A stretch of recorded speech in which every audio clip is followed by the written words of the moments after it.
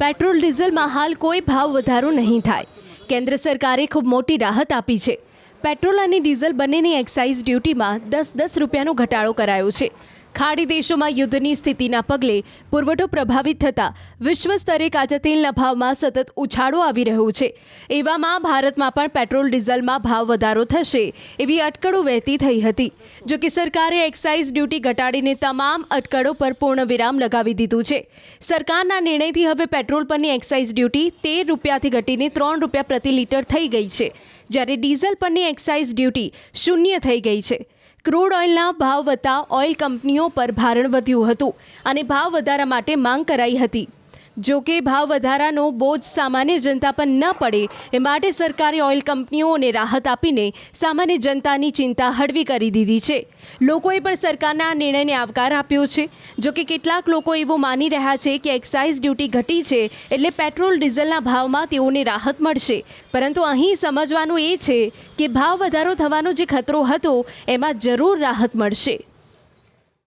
Consumer का price बढ़ना नहीं है, उसके कारण हम निर्णय लिए हैं कि ऑयल मार्केटिंग कंपनीज को सपोर्ट दें और जिससे वो ज्यादा दाम में खरीदने वाली चीजों को सरकार उनको मदद करेगी, मगर जनता के ऊपर रेट बढ़ाना नहीं होना चाहिए. दूसरा, बड़ा दाम विदेश में बढ़ रही है, उसके कारण ऑयल मार्केटिंग कंपनीज खरीदना रोकें. ये से हालत ना हो, वो फिर भी खरीदें, फिर भी ले आए और हमारी जनता को समय समय पर सही क्वांटिटी जितना भी मिलना चाहिए उतना मिलने का इंतजाम करें. इसीलिए आज इस निर्णय के कारण सप्लाई कमी नहीं होगा, सप्लाई में अवेलेबिलिटी में कमी ना होगा. जनता को डीजल भी, पेट्रोल भी, क्रूड भी मिलेगा. ये देश की मध्यवर्गीय गरीब लोगों की को प्राइस राइज से मुक्त करने के लिए, उनके ऊपर बोझा ना आए, इसलिए एक बहुत ही सरकार की अपने जेब को टाइट करते हुए सरकार की अन्य अनेक प्रतिबद्धता भी है, कमिटमेंट है. देश में इस बार सबसे ज़्यादा डेवलपमेंटल एक्सपेंडिचर, कैपिटल एक्सपेंडिचर की बजट भी बनी है.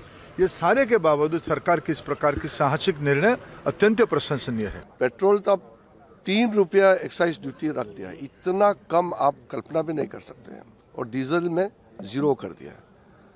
तो अभी हमने कई लोगों से बात किया, सबने कहा कि प्रधानमंत्री जी को धन्यवाद दे दीजिए, इतना बड़ा फैसला लिया है. नहीं, बहुत खुशी हुई. कम से कम आम जनता को फायदा मिलेगा, इसमें 3-3, 4-4 रुपए का फायदा हो जाएगा और अच्छा रहेगा. सरकार का शुक्रिया. सबको मिलेगा. अभी मैंने 220 रुपए का भरा, 220 रुपए का भरा है, लेकिन अब अभी तो उन्होंने वही रेट पे दिया है, पुराने रेट पे. अब शाम को पता चल जाएगा कितना होगा, जो कितना सस्ता करते हैं. क्या लगता है सरकार? नहीं, अच्छा कर रही है. मोदी सरकार बहुत अच्छा काम कर रही है. और फालतू बेविशी पार्टियां फालतू हल्ला मचा रही हैं, ये ऐसा होगा, ऐसा होगा. ऐसा कुछ नहीं हो रहा. और ना कोई भी लाइन नहीं लगी, बिल्कुल आराम से मिल रहा है पेट्रोल. हाँ बिल्कुल, जब चाहो तब ले लो. ये शाम का सुनने में आ रहा है कि ये घट जाएंगे 13 रुपये डीजल पे और 3 रुपये पेट्रोल पे घटने की आशंका बता रहे हैं. लेकिन लोग बाग अभी तक परेशान हो रहे थे कि है ना आगे चल के पेट्रोल बंद हो जाएगा, नहीं मिलेगा और महंगा हो जाएगा.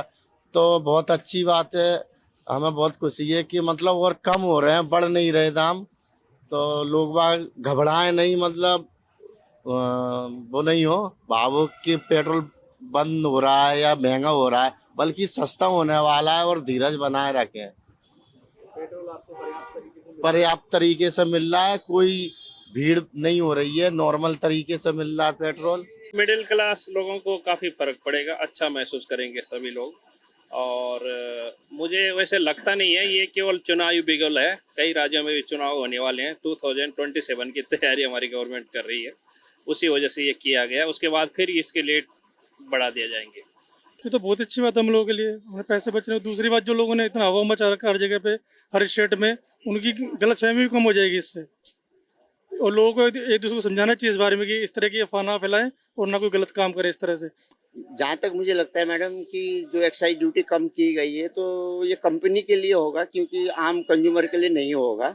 क्योंकि क्रूड ऑयल काफ़ी महंगा होने की वजह से गवर्नमेंट ने अपना टैक्स कम किया है. इस वजह से मुझे नहीं लगता कि पब्लिक को फायदा होगा, इससे कंपनियों को फायदा हो सकता है, यही मेरा मानना है। સારા માટે અમારા માટે સારું છે કે આજે ભાવ વધારો ના થાય ને મોદી સાહેબ એટલી રાહત આપી છે એટલું સારું છે ને અમને પોતાને આનંદ થાય છે કે સારું લાગે એમ સારું જ કહેવાય ને સાહેબ આજે આટલી બધી મોંઘવારી ને આટલું બધું છે જે પેટ્રોલનો માહોલ ને અત્યારે આ યુદ્ધના ધોરણે એ બહુ સારું કહેવાય કે મોદી સાહેબે આજે ભાજપ સરકારે સારું પરિણામ આપ્યું છે એમ ના વધે ગવર્મેન્ટનું શાસન સારું હોય તો ના વધે આ પગલાને તમે કેવી રીતે જોઈ રહ્યા છો, શું માનો છો? કારણ કે જે પ્રકારની સ્થિતિ હતી લોકો પેટ્રોલ ડીઝલ માટે સ્થિતિ સારી જ છે.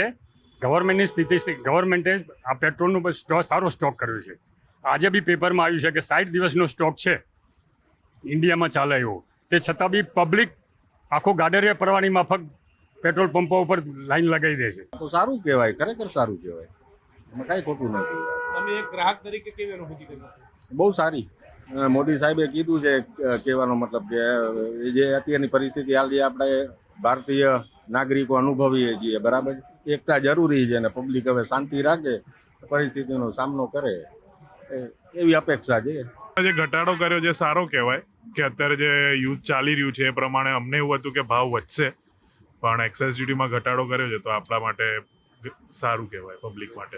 તો એ એક પ્રમાણે તો નાગરિકો માટે સારું છે કે ભાવ વધારો નહીં થાય, કે અત્યારે ઓલરેડી જે પ્રમાણે જે મોંઘવારી ચાલી રહી છે એમાં અગર પેટ્રોલના ભાવ વધી જાય, જે આપણે ડેલી કમ્યુટમાં યુઝ થતું હોય, તો એ પ્રમાણે સારું છે કે આપણે ભાવ નથી વધી રહ્યા અને ગવર્મેન્ટ સારું કરી રહી છે એ પ્રમાણે. ખરેખર તો આ સંજોગોમાં 10 રૂપિયાનો જે સરકારે ઘટાડો કર્યો છે એક્સાઇઝ ડ્યુટીમાં એ ખરેખર સારી વસ્તુ છે એટલે કદાચ ભવિષ્યમાં ભાવ વધારો ન થાય એવું મને લાગે છે.